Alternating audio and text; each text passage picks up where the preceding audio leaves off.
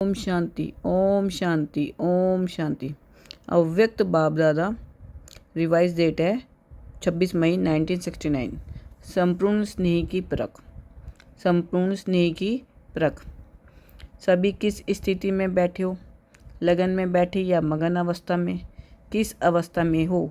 ज़्यादा समय लगन लगाने में जाता है या मगन रूप में हो? अपनी चेकिंग तो करते होंगे। अच्छा, सभी की यही इच्छा है कि हमारे पेपर के रिज़ल्ट का मालूम पड़े। विशेष सभी के दिलों में यही संकल्प चलता रहता है। तो आज रिज़ल्ट सभी सुना देते हैं। सभी ने जो भी लिखा है यथा योग्य यथाशक्ति टोटल रिज़ल्ट यही कहेंगे कि बाप में निश्चय बुद्धि तो है, लेकिन जितना ही बाप में निश्चय है उतना ही बाप के महावाक्यों में फरमान में निश्चय बुद्धि होकर चलना वह अभी पुरुषार्थ में 50% देखने में आता है। बाप में निश्चय तो 100% है, लेकिन बाप के फरमान और आज्ञाओं में निश्चय बुद्धि होकर के जो फरमान मिला और किया, ऐसे फरमान में निश्चय बुद्धि मेजॉरिटी 50% की रिजल्ट में है। ऐसी ही टीचर में निश्चय है, लेकिन उनकी पूरी पढ़ाई जो है उसमें पूर्ण रीति से चलना वह भी अपने परसेंटेज के रिजल्ट है। ऐसे ही गुरु रूप में भी सदगुरु हैं। ये पूरा निश्चय है कि लेकिन उनके श्रीमत पर चलना उसकी टोटल रिजल्ट 50% तक है। सिर्फ बाप टीचर सदगुरु में निश्चय नहीं, लेकिन इस निश्चय के साथ साथ उनके फरमान, उनकी पढ़ाई और उनके श्रीमत पर भी संपूर्ण निश्चय बुद्धि होकर चलना है। इसमें कमी है जिसको अभी भरना है। स्नेह की निशानी क्या है? संपूर्ण स्नेह की परख क्या होती है? उनका मुख्य लक्ष्य क्या होता है? आप सभी ने जो सुनाया वह तो है ही, लेकिन फिर भी वह स्पष्ट करने के लिए जिसके साथ जिसका स्नेह होता है उसकी सूरत में उसी स्नेह की सूरत देखने में आती है। उनके नैनों से वही नूर देखने में आता है। उनके मुख से भी स्नेह के बोल निकलते। उनके हर चलन से स्नेह का चित्र दिखने में आएगा। उसके नैनों में वही स्नेह समाया हुआ होगा। ऐसी अवस्था होनी है। अभी बच्चों और बाप के संस्कारों में बहुत फ़र्क है। जब समान हो जाएंगे तो आपके संस्कार देखने में नहीं आएंगे, वही देखने में आएंगे। एक एक में बाप को देखेंगे। आप सभी द्वारा बाप का साक्षात्कार होगा, लेकिन अभी वह कमी है। अपने से पूछने की ऐसे स्नेही बने हैं। स्नेह लगाना भी सहज है, स्नेही स्वरूप बनना ये है फाइनल स्टेज।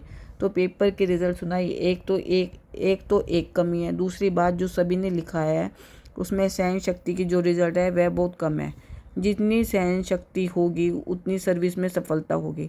संगठन में रहने के लिए भी सहन शक्ति चाहिए।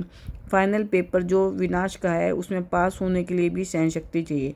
वह सहन शक्ति के रिजल्ट मेजॉरिटी में बहुत कम है, इसलिए उसको अब बढ़ाओ। सहन शक्ति कैसे आएगी? जितना जितना स्नेह बनेंगे, जितना जिसके प्रति स्नेह होता है तो उस स्नेह में शक्ति आ जाती है। स्नेह में सहन शक्ति कैसे आती है? कभी अनुभव किया है? जैसे देखो, कोई बच्चे की माँ है, माँ पर आपदा आती है, माँ का स्नेह है तो स्नेह के कारण उसमें सहन शक्ति आ जाती है। बच्चे के लिए सब कुछ सहन करने के लिए तैयार हो जाती है। उस समय स्नेह में कुछ भी अपने तन का व परिस्थितियों का कुछ फिक्र नहीं रहता है। तो ऐसे ही अगर निरंतर स्नेह रहे तो उस स्नेह प्रति सहन करना कोई बड़ी बात नहीं है। स्नेह कम है इसलिए सहन शक्ति भी कम है।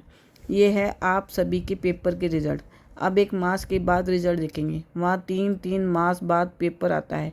या 1 मास बाद इसी रिजल्ट को देखेंगे कि स्नेही रूप कितना बने हैं। मुख्य है निर्भयता का गुण, जो पेपर में नहीं दिया था, क्योंकि उसकी बहुत कमी है। 1 मास के अंदर इस निर्भयता के गुण को भी अपने में पूरा भरने की कोशिश करनी है। निर्भयता कैसी आएगी? उसके लिए मुख्य क्या पुरुषार्थ है? निराकारी बनना। जितना निराकारी अवस्था में होंगे उतना निर्भय होंगे। भय तो शरीर के भान में आने से होता है। ये 1 मास का चार्ट पहले बता देते हैं। कुमारियों का ट्रेनिंग क्लास पूरा होगा तो यह भी पूछेंगे कि सहन शक्ति, निर्भय और निश्चय की परख जो बताई वह कहाँ तक है। इन तीनों बातों का पेपर फिर लेंगे। कुमारियों से बाप दादा का स्नेह विशेष क्यों होता है? कौन सी खास बात है जो बाप दादा का खास स्नेह रहता है? क्योंकि बाप दादा समझती हैं अगर इन्हों का ईश्वरीय स्नेह नहीं मिलेगा तो और किसी के स्नेह में लटक जाएंगी। बाप रहमदिल है ना, तो रहम के कारण स्नेह है। भविष्य बचाव के कारण विशेष स्नेह रहता है। अब देखेंगे बाप दादा के स्नेह का जवाब क्या देती हैं। अपने को बचाना है, यह है बाप दादा के स्नेह का रेस्पॉन्स। किन किन बातों में बचाना है मालूम है? एक तो मनसा सहित प्योरिटी हो, मनसा में कोई संशय ना हो। दूसरी बात, अपने वाचा भी ऐसी रखनी है कि जो मुख से कोई ऐसा बोल ना निकले। वाणी में भी कंट्रोल, मनसा में भी कंट्रोल। वाचा ऐसी रखनी है जैसे सकार में बाप दादा की थी। कर्म भी ऐसा करना है जैसे सकार तन द्वारा करके दिखाया। आपका कर्म ऐसा हो जो और भी देखकर ऐसा करें।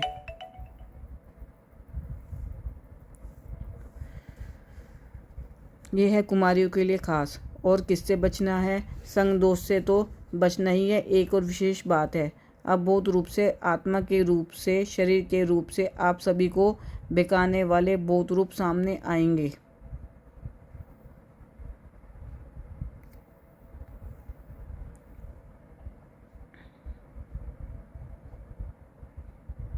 लेकिन उसमें बहकना नहीं है। बहुत परीक्षाएं आएंगी लेकिन है कुछ नहीं। परीक्षाओं में पास कौन हो सकता है? जिसको परख पूरी होगी। परखने की जितनी शक्ति होगी उतनी ही परीक्षाओं में पास होंगे। परखने की शक्ति कम रखते हो, परख नहीं सकते हो कि ये किस प्रकार का विधन है, माया किस रूप में आ रही है और क्यों मेरे सामने ये विधन आया है, इससे रिजल्ट क्या है। ये परख कम होने के कारण परीक्षाओं में फेल हो जाते हैं। परख अच्छी होगी वह पास हो जाते हैं। अच्छा, ओम शांति।